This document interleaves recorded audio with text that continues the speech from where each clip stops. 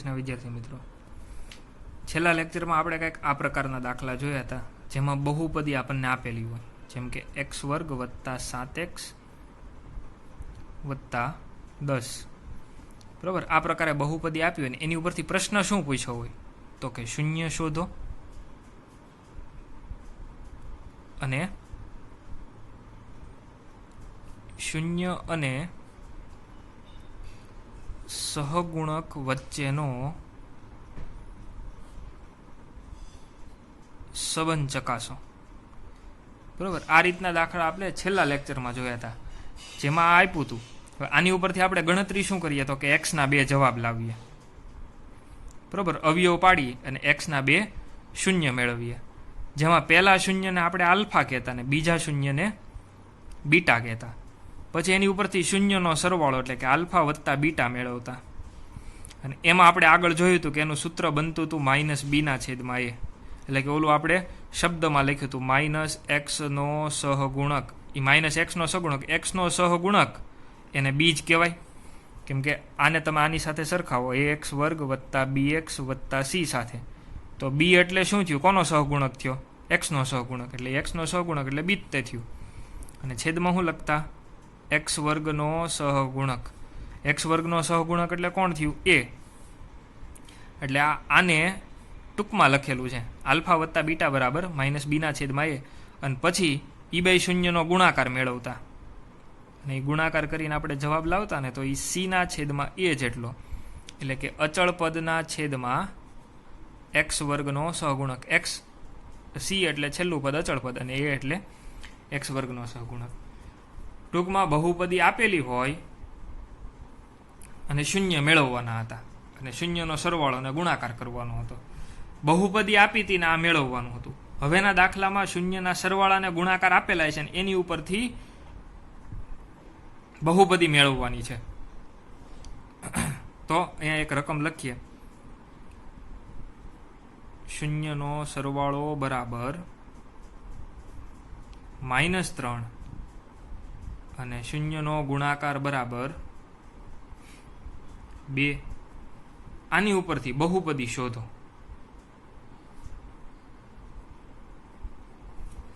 હવે આ દાખલો છે ને 2 રીતે ગણી શકાય છે.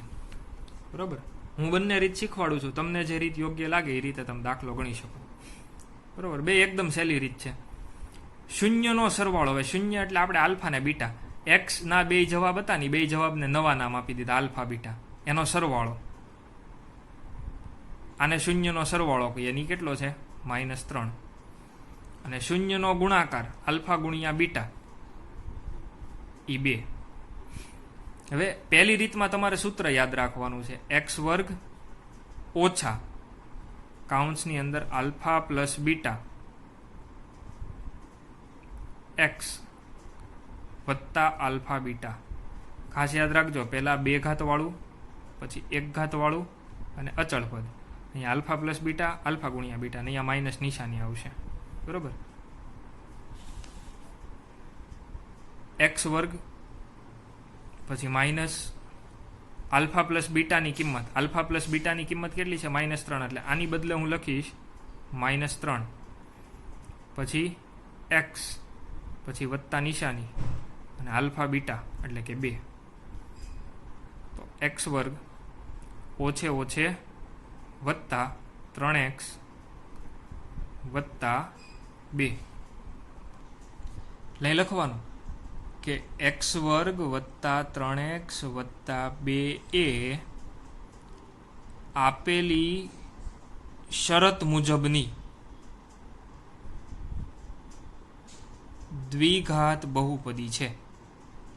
શરત શું હતી તો કે શૂન્યનો સરવાળો -3 થવો જોઈએ અને ગુણાકાર 2 થવો જોઈએ. આ બહુપદીના તમે શૂન્ય ગોતો, આવી રીતના અવયવ પાડીને x ના 2 જવાબ લાવો અને એ 2 જવાબનો સરવાળો કરો ને એટલે -3 આવશે, અને ગુણાકાર કરશો ને તો 2 આવશે. આ પ્રકારની બહુપદી થઈ. હવે શૂન્યનો સરવાળો -3 અને ગુણાકાર 2 થાય ને એવી કાંઈ માત્ર ને માત્ર એક બહુપદી નથી, આવી ઘણી બહુપદી હોય.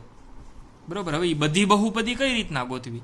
બરોબર, જો હું તમને એમનું ઉદાહરણ દઈ શકું, 2x વર્ગ વત્તા 6x વત્તા 4, 3x વર્ગ વત્તા 9x વત્તા 6, બરાબર. આવી ઘણી બહુપદી મળે. મેં શું કર્યું છે, આપેલી બહુપદી હતી ને એને પહેલાં 2 વડે ગુણી નાખી. જો આખાને 2 વડે ગુણીએ તો 2, 2 તેરી 6, 2 દુ 4. પછી આખાને 3 વડે ગુણીએ તો 3, 9 અને 6. એમ આ બહુપદીને કોઈ આંકડા વડે ગુણો ને એટલે નવી નવી બહુપદી મળતી જાય. અને આખાને કોઈ એક આંકડા વડે ગુણો ને જે બહુપદી મળે ને, જેમ આના શૂન્યનો સરવાળો ને ગુણાકાર -3 અને 2 છે ને, એમ આ બધી બહુપદીના શૂન્યનો ગુણાકાર ને સરવાળો -3 ને 2 જ થાય, બરાબર. એટલે આપણે એવું કહી શકીએ કે કોઈ k બિલોંગ્સ ટુ r માટે, એટલે કે કોઈ એક વાસ્તવિક સંખ્યા માટે મેળવેલી નવી બહુપદી, એટલે કે k વડે આખી બહુપદીને ગુણી દઈએ, આખી બહુપદીને કોઈ k એટલે કે આંકડો, એના વડે ગુણી દઈએ અને જે નવી બહુપદી મળે એ બધી બહુપદી પણ આપેલી શરતનું પાલન કરશે. આપેલી શરત મુજબની બહુપદીઓ છે, બરોબર. જેમ પેલા આપણને આ એક મળી હતી ને, એવી હવે અનેક બહુપદી થઈ ગઈ. આને તમે ગુણતા જાઓ એમ જુદી જુદી બહુપદીઓ મળતી જશે. અને એ દરેકે દરેક બહુપદી આપેલી જે શરત છે એનું પાલન કરે છે, બરોબર. એટલે આપણો ફાઇનલ જવાબ થયો. આ ખાસ છેલ્લા 2 જવાબ લખવા જરૂરી છે. k બિલોંગ્સ ટુ r પણ લખવું જરૂરી છે, નહીતર માર્ક કપાઈ જશે, બરોબર. તો આખી પહેલી રીત થઈ. શૂન્યનો સરવાળો અને ગુણાકાર આપ્યો તો આલ્ફા વત્તા બીટા અને આલ્ફા ગુણ્યા બીટા. આ સૂત્ર યાદ રાખવાનું છે, x વર્ગ ઓછા આલ્ફા વત્તા બીટા x વત્તા આલ્ફા બીટા x વર્ગ. પછી આલ્ફા પ્લસ બીટાની અને આલ્ફા ગુણ્યા બીટાની કિંમત મૂકીને પહેલી બહુપદી મેળવી. પહેલી બહુપદી આપેલી શરત મુજબની છે. કોઈ k belongs to r, k વડે આખી બહુપદીને ગુણીએ તો એ આપેલી શરત મુજબની બધી બહુપદીઓ થઈ, બરોબર. હવે એનો એ દાખલો બીજી રીતે ગણીએ. શૂન્યનો સરવાળો આપણને આપ્યો તો -3 અને શૂન્યનો ગુણાકાર આપ્યો છે 2. હવે સરવાળાનું આપણી પાસે સૂત્ર છે. શૂન્યના સરવાળાનું સૂત્ર શું હતું? -b ના છેદમાં. આ સૂત્ર પાકા કરવાના છે. અને શૂન્યના ગુણાકારનું સૂત્ર શું છે? c ના છેદમાં a, બરોબર. હવે આની ઉપરથી a, b અને c આ કિંમતો મેળવવાની છે. a ની કિંમત, b ની કિંમત અને c ની કિંમત, બરોબર. જો એ કઈ રીતના મેળવી શકાય? a ની કિંમત હંમેશા 1 લેવાની, આ યાદ રાખવાનું. a બરાબર હંમેશા કેટલા લેશું? 1. b ની કિંમત એટલે તો કે અહીંયા જે કાંઈ આંકડો હોય ને, આ આખી b ની કિંમત થઈ. અહીંયા જે કાંઈ આપ્યું હોય એ બધું b ની કિંમત, કેમ કે a બરાબર આપણે 1 લઈ લીધો છે. છેદને શું ગણી નાખશું? 1. પછી ઉપર જે, એટલે કે આ આખી કિંમત જે છે એ b ની કિંમત થઈ. અહીંયા આપણને -b બરાબર -3 આપ્યું છે. બે બાજુથી માઇનસ માઇનસ વ્યા જાય એટલે b બરાબર કેટલા થયા? 3. અને એની કિંમત 1 લીધી છે એટલા માટે અહીંથી તે એ તમે 1 એટલે આ અવગણી શકો. છેદમાં 1 હોય એટલે એને કાંઈ ગણવાનું નહીં. એટલે ઉપરની આખી કિંમત છે એ કોની કિંમત થઈ? c ની. એટલે c બરાબર કેટલા થયા? 2, બરોબર. a બરાબર 1 લેવાનું. અહીંયા જે કિંમત આપી હોય એ b બરાબર, પણ અહીંયા સામસામું બેયના માઇનસ ઉડાડવાના. બે જગ્યાએ માઇનસ માઇનસ છે એટલે પ્લસ થઈ ગયું. અહીંયા જો +3 હોત ને તો અહીંયા હું માઇનસ લખેત, કેમ કે આ માઇનસ નિશાની અહીંયા આવી જાય. અહીંયા a બરાબર 1 છે એટલે અહીંયા જે આખી કિંમત હોય એ c બરાબર લખી નાખવાની. આ a, b અને c ની કિંમત થઈ. હવે બહુપદી આ પ્રકારની હોય, ax વર્ગ વત્તા bx વત્તા c. આમાં કિંમત મૂકવાની. એની બદલે 1, અહીંયા 1 લખીએ એટલે 1x વર્ગ. 1x વર્ગની બદલે x વર્ગ લખીએ તો એ હાલે. પછી b ની કિંમત 3 એટલે અહીંયા b ની બદલે 3 લખશું અને c ની કિંમત 2. તો આ x વર્ગ વત્તા 3x વત્તા 2. અહીંયા પણ જેમ ગઈ રીતમાં લખ્યું હતું એમ બે મુદ્દા લખવાના કે x વર્ગ વત્તા 3x વત્તા 2a આપેલી શરત મુજબની બહુપદી છે. આ માત્ર એક બહુપદી મળી. વધારે બહુપદી મેળવવી હોય તો કોઈ k બિલોંગ્સ ટુ r માટે k કાઉન્સમાં આ જે જવાબ આવ્યો હોય x વર્ગ વત્તા 3x વત્તા 2 એ આપેલી શરત મુજબની બહુપદીઓ છે, બરાબર. આની અંદર બધી બહુપદી આવી ગઈ કે જેના શૂન્યનો સરવાળો -3 થતો હોય, શૂન્યનો ગુણાકાર 2 થતો હોય, બરાબર. તો આ બે રીત થઈ. આ રીતે પણ ગણી શકો અને આ રીતે પણ દાખલો ગણી શકો. હજી એક ઉદાહરણ લઈએ, હજી એક દાખલો સમજીએ. અહીંયા આપણને રકમમાં આપ્યું છે શૂન્યનો સરવાળો બરાબર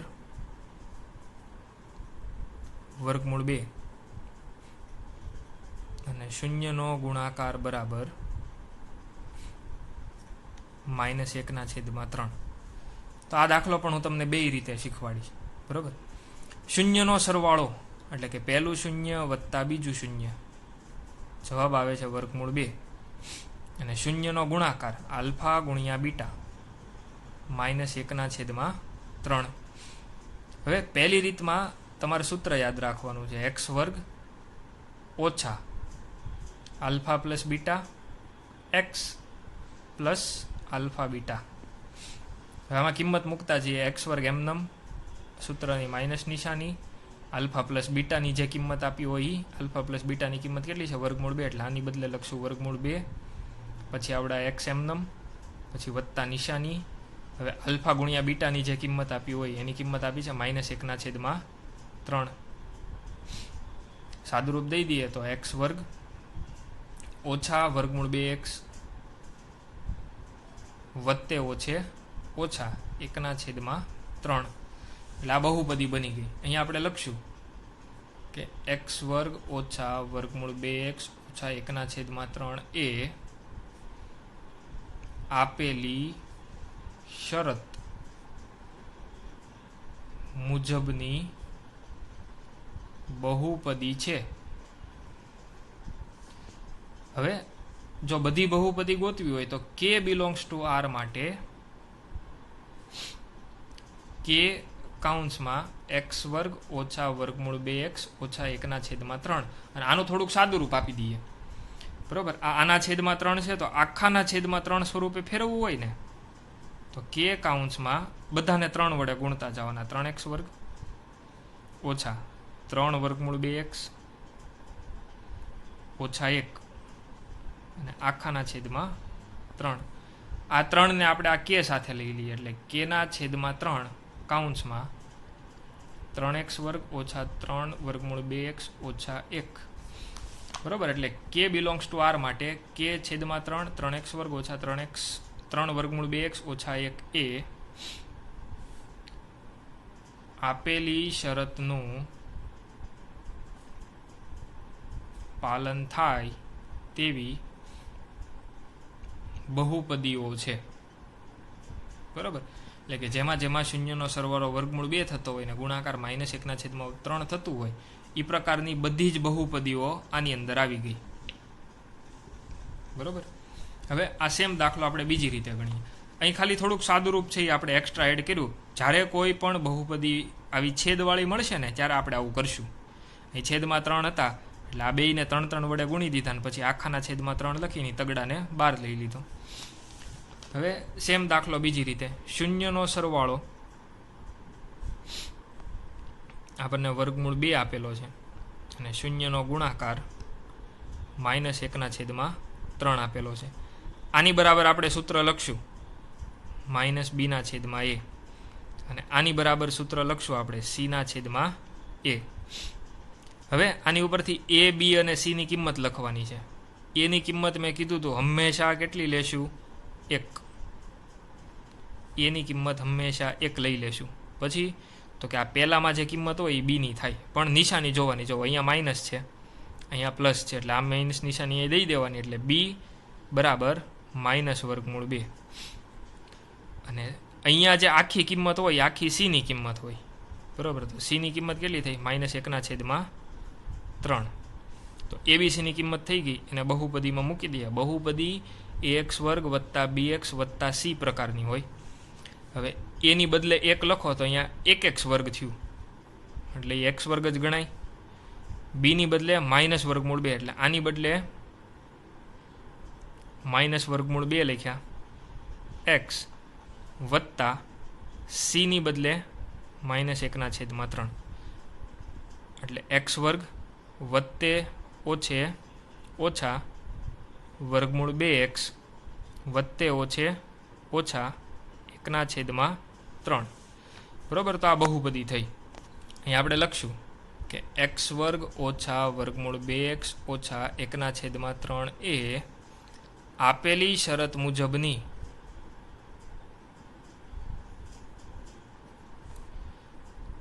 બહુપદી છે.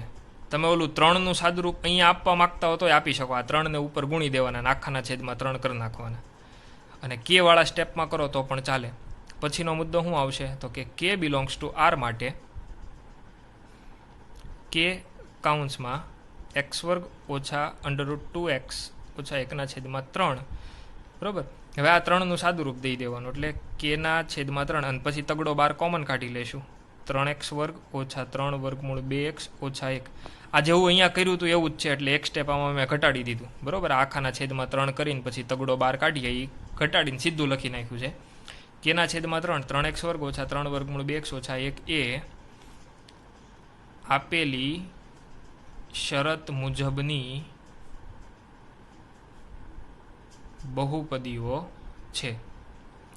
તો શૂન્યના સરવાળા અને ગુણાકારના જવાબ આપ્યા હતા ને એની ઉપરથી આપણે બહુપદી શોધી. બરાબર, આ પ્રકારના દાખલા બોર્ડમાં પૂછાય છે.